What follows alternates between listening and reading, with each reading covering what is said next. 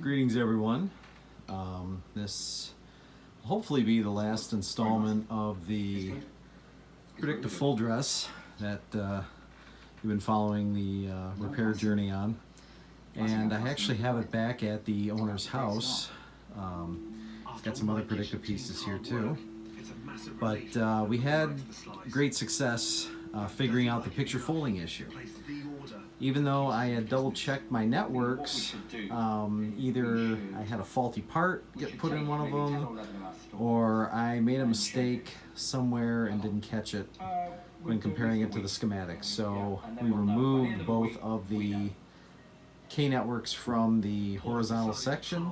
We replaced them with Philco original parts out of a junk chassis, and lo and behold, that fixed the picture.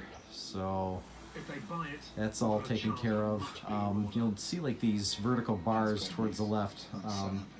It's indicating a damping problem somewhere in the horizontal circuit, but we tried a different damper tube, tried a different deflector yoke, checked the caps in that circuit. So far we haven't been able to get rid of that. Could be even a funky winding in the flyback, I don't know. But considering that some of these sets may have had this originally when they were new, we're calling this one done for the time being. We might come back to it and futz with it to try and get it perfect, but we've got audio, we've got video, picture's very sharp. You do see some sound bars kind of floating up. We're running this off a blonder tone modulator.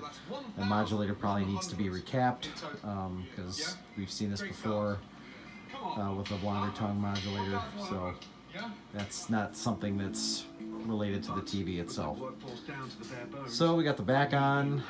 We've had it running for probably about an hour now. She's cooking along fine.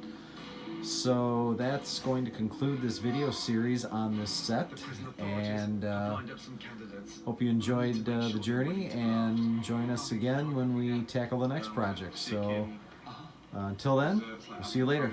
Bye.